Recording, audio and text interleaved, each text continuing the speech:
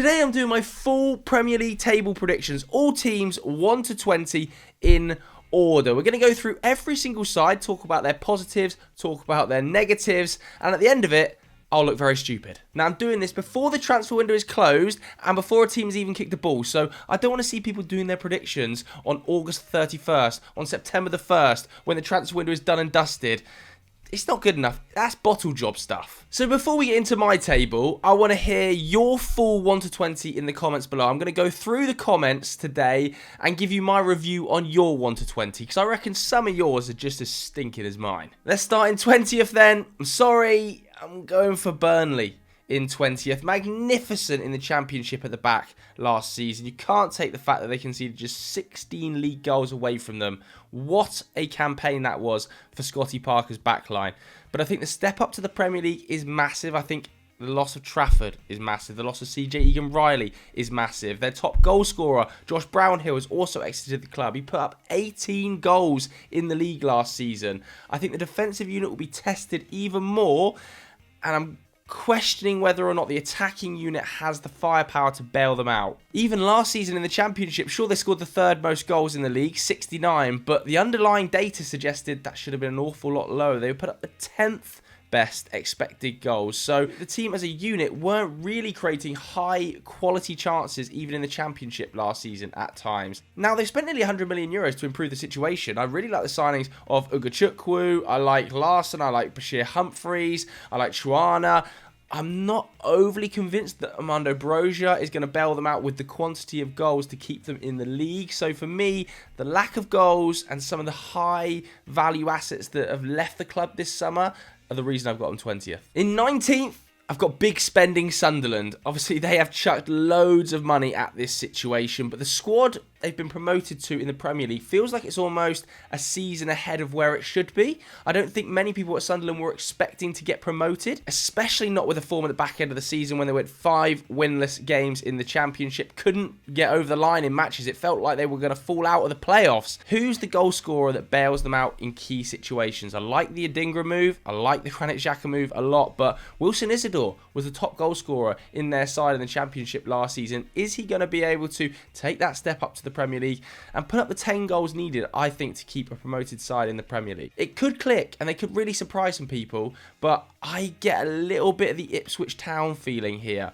A lot of money spent, a team that's potentially one season ahead of schedule and have chucked loads of money, over 140 million euros on the squad, and why not?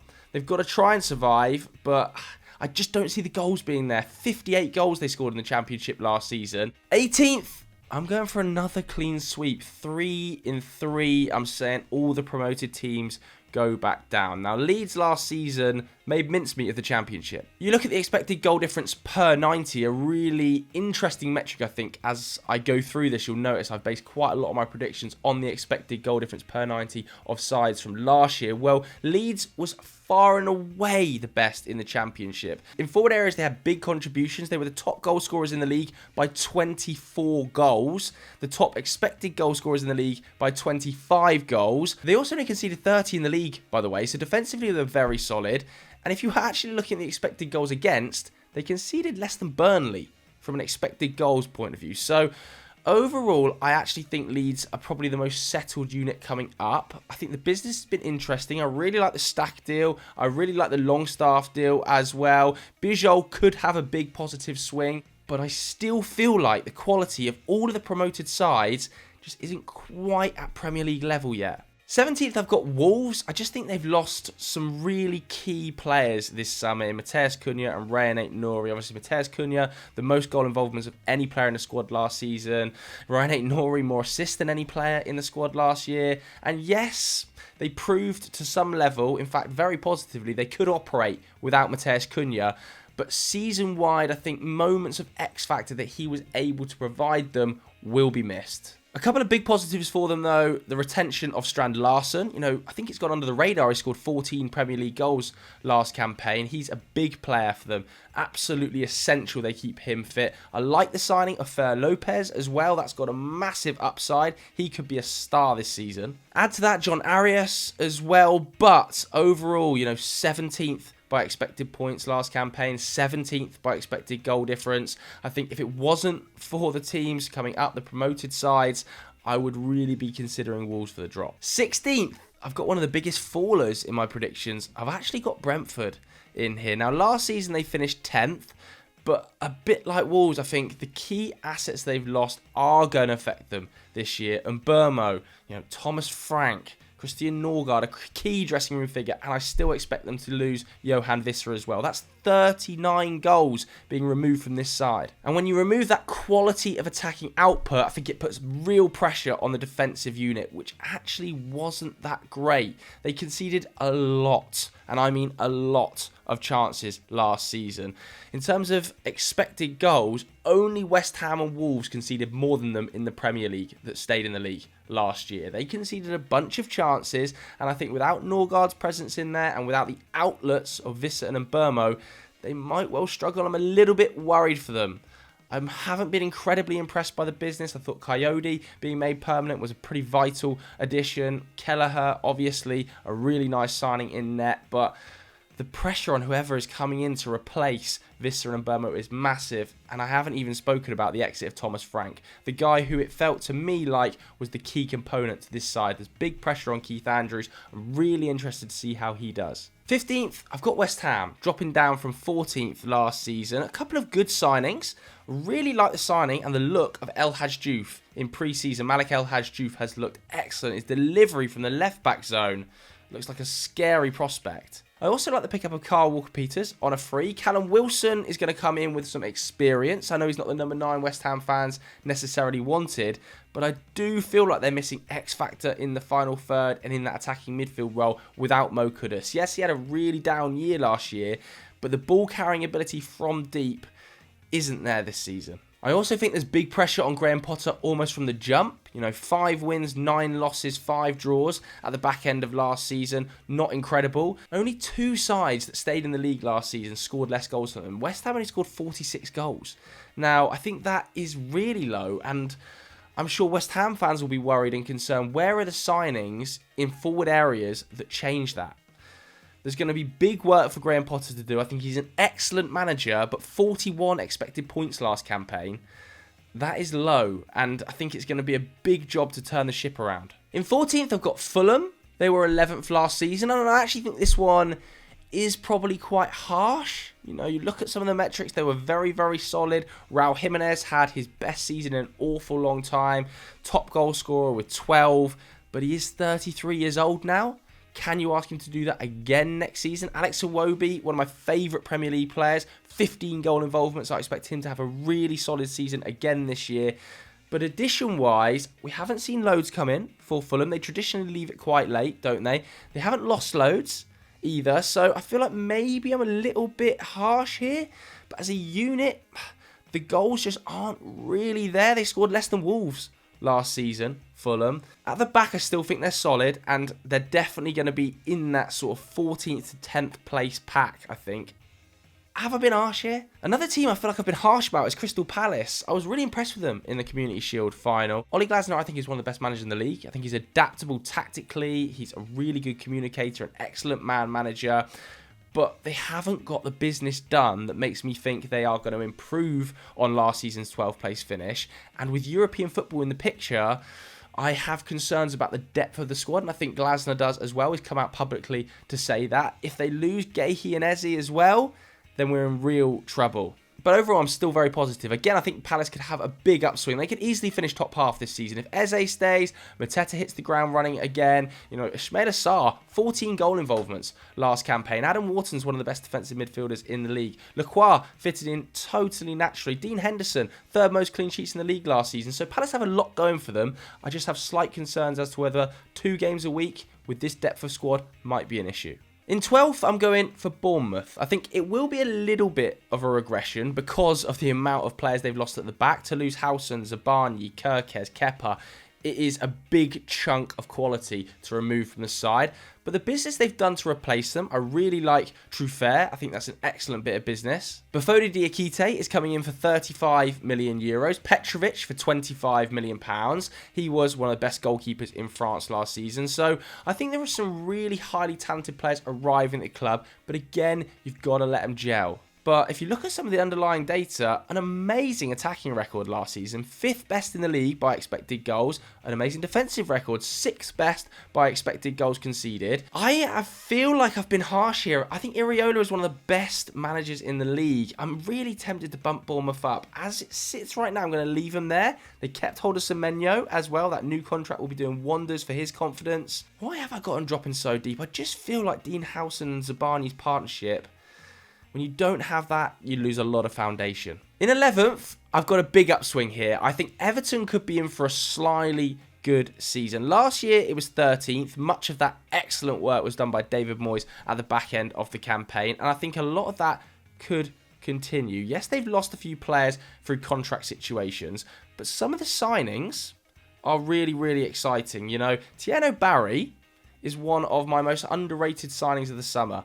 His work at Villarreal last season has totally flown under the radar as an all-round striking prospect. To replace Dominic Calvert-Lewin with him is a big upside. In midfield, I think Kiernan Dewsbury-Hall is perfect for this David Moyes system. He's an extremely accomplished player. Just because he played 250 minutes last season at Chelsea should not take away from the quality of him as a footballer, and I think immediately he just raises the ceiling of the midfield. The arrival of Jack Grealish as well is a huge positive. It feels like a big star to open up that stadium. I think a lot of fans are going to be very excited, and I'm quite excited to see the old Jack Grealish, the Aston Villa Jack Grealish, the star of the team dictating the way they play. I think he's going to be excellent under Moyes. Now, a lot of these players do need to hit the ground running, and for me to put them ahead of Bournemouth and Palace, I think he's punchy. Because last season, they were the lowest goal scorers in the league other than the relegated 3. They only scored 42 goals. So the likes of Barry, the likes of Grealish, if he joins, the likes of Kiernan Dewsbury-Hall, who contributed massively to Leicester in the Championship, have to score goals and create goals. But at the back, it's still a really settled unit. Pickford there, Branthwaite, Tarkowski create a really nice triangle. Defensively, they were excellent last season. The 5th best record in the league by expected goals conceded. David Moyes will set them up to be very solid and very structured. The other question, and the final question I have about Everton, is how well they adapt to the new stadium. Is it going to be a positive or is it going to be a negative? This could swing, I think, them from sort of 10th all the way down to 15th. In 10th, I think this is a bit of a risk. I've seen a lot of people have them a lot lower, and this is Nottingham Forest. Now, where are you guys having Forest? Because yes, they've lost Anthony Elanga, but the squad as a whole has effectively stayed the same, and I really think the more settled the unit, the less players have been gone, the less players that have been bought in, the better you are going to do the following season. I truly believe that, and I think that is one of the reasons I still have Forest pushing up the top half. The biggest question people will be asking is how do they handle 2 games a week? And it's a totally legitimate question. It's one of the reasons I've got Palace so far down. But I do feel like Forest have a slightly deeper squad, certainly in that midfield area. I think they're still looking to recruit at left back, which could be a big positive for them if they get a Tsimikas or a Leif Davis over the line to support there. The back 3, though, is still there. Milenkovic, Murillo, Sells. Love it. That was crucial to their success last season. Chris Wood, Callum Hudson-Odoi, Morgan Gibbs-White, still all at the club as well. I think the squad still feels settled. Yes, it will be tough. 2 games a week, playing on a Thursday is going to be difficult, no doubt. But they conceded the 6th fewest goals last season. That really should count for something. The defence hasn't changed. The midfield hasn't really changed. Elliot Anderson's going to be a year better, a year more improved.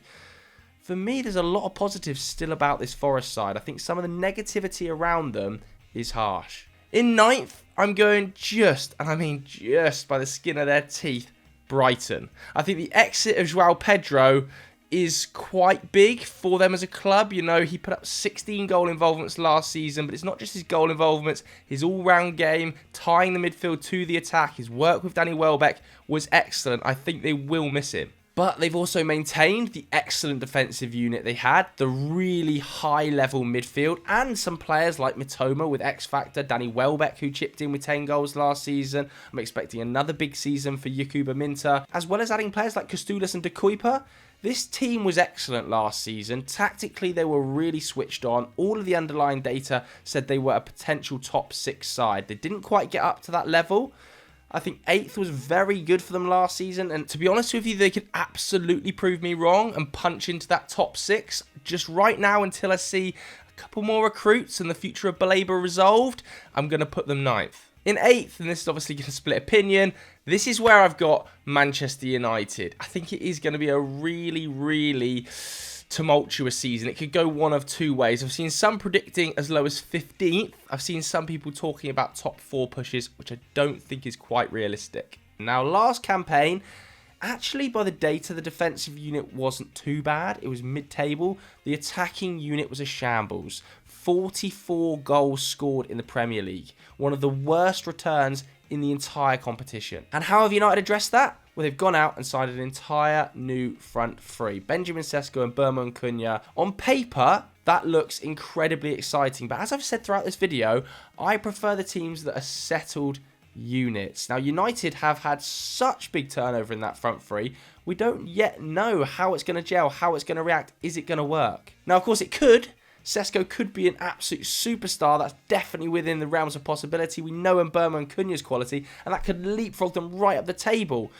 But for me, even as a United fan, the bigger issues lie in midfield, and they haven't yet been addressed. As I'm shooting this video today, they're still linked with Carlos Baleba, but I can't see a world in which that gets over the line. And if United don't sign a midfielder, I still think there is a huge disconnect between getting the ball from the back line into that excellent new front three. How does it work?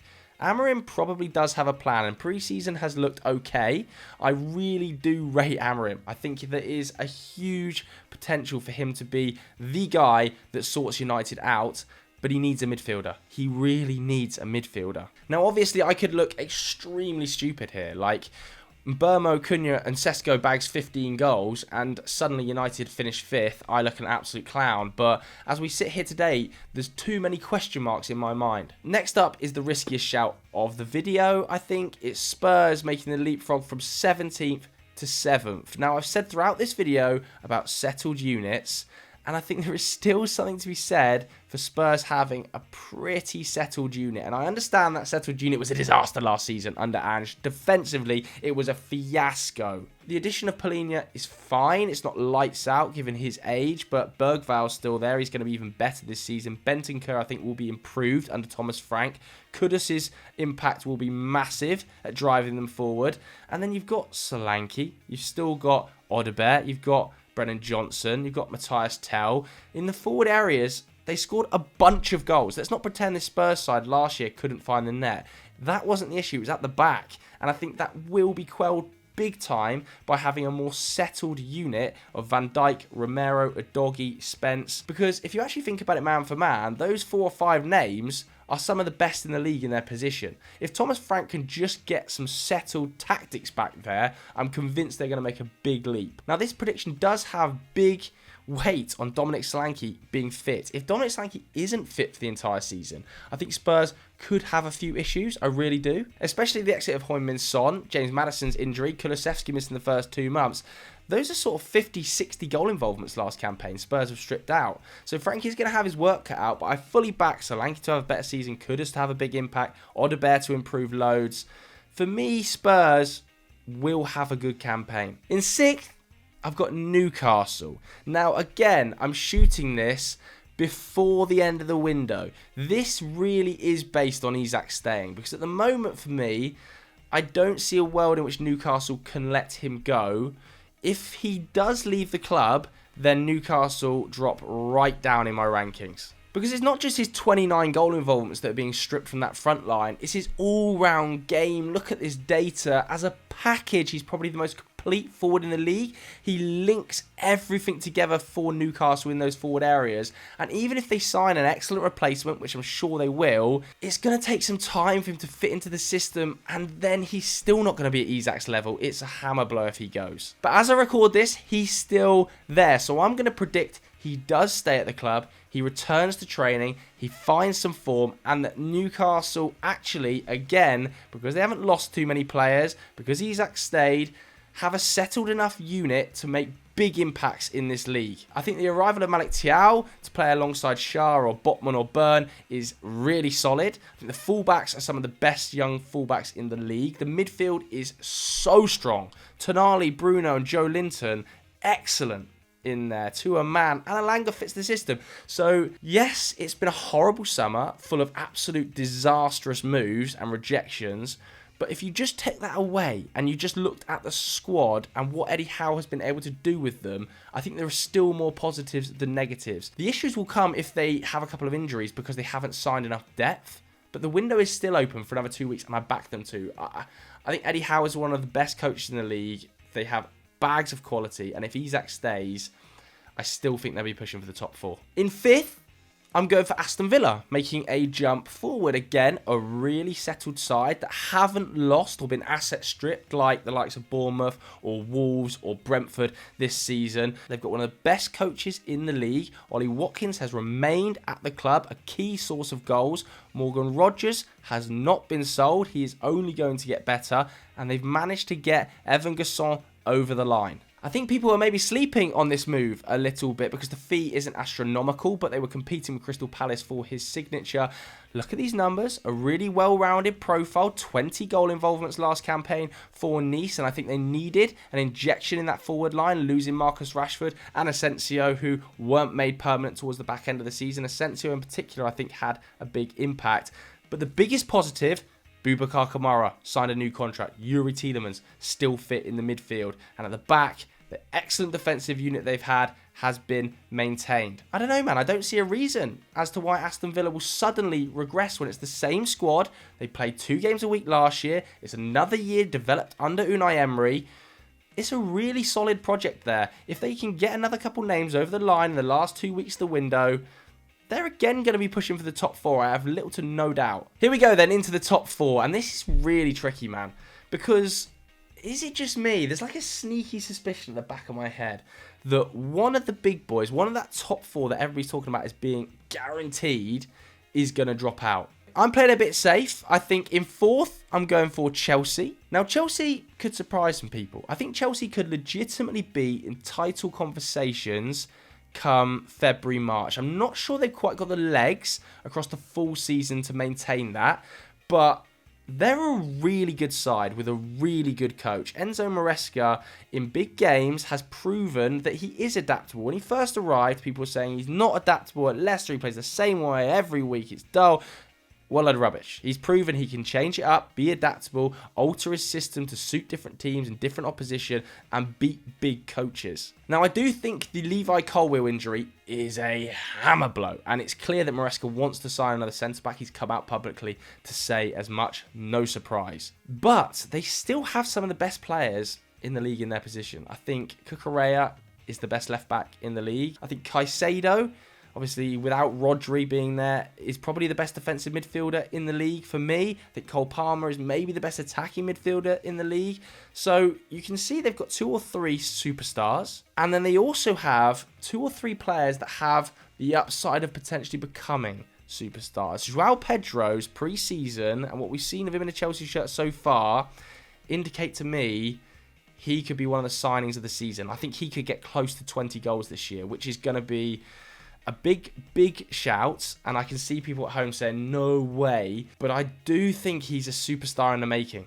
I also think people are sleeping on Enzo Fernandez and how well he's adapted to the Maresca system.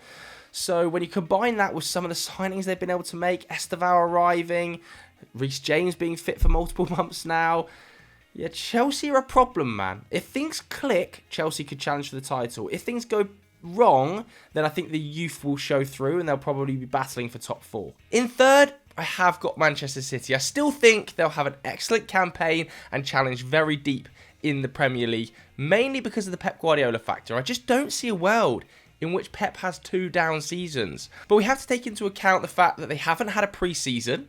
You know, I do think the Club World Cup will affect them and Chelsea in the long run over the course of this campaign. I didn't speak about it in the Chelsea section, but I think it is one of the reasons I don't see them winning the league this year. At the Club World Cup, Rodri also picked up another injury, and I just wonder how much his fitness is going to play into the narrative around City this season. Yes, he's back from his ACL, but has his body fully recovered, or will he continue to pick up little niggly injuries here and there? Up top, I have no doubts that Erling Haaland is going to smash it. I think he'll hit the 30-goal mark this season, but they've also lost Kevin De Bruyne, an essential dressing room figure, so players are going to have to gel. There's a lot of moving parts into this Manchester City story, and as I've spoken about throughout this whole video, I'm putting my chips more behind teams that are settled, and I just think Man City have got a lot of players to gel into a unit there. In second, I have narrowly gone for Arsenal, despite all of my narratives and rhetoric around picking settled sides, and I think Arsenal are the most settled of all of the title challenging sides.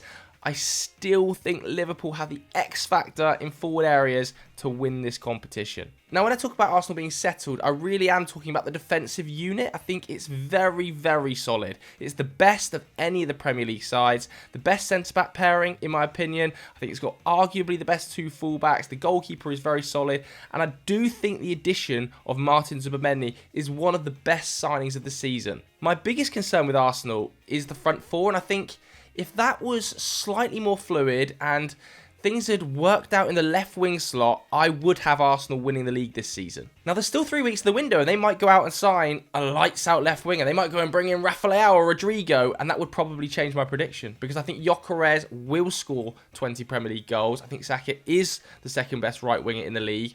But the fluidity of the front three with Martinelli on the left, and haven't quite seen Ødegaard hit the heights I know Ødegaard can hit again. If they sign a lights-out left winger, and it is a big if, and the front four all click together, I think the overall unit, in my opinion, gets over the line and wins the league this year. I still think there are big problems at the back for Liverpool. As they've proven in pre-season, in the Community Shield as well, in attacking areas, they look so dangerous.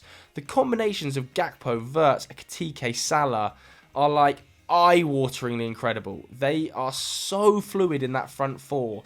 Wirtz in particular, just ethereal presence, but Ekitike looks incredibly natural on the ball. So good at dropping deep, little flicks around the corner. If he continues to play like that and can score consistently, Liverpool's front line, I just think, will blow the league away. But at the back, there's a part of me that thinks it could cost them the league title.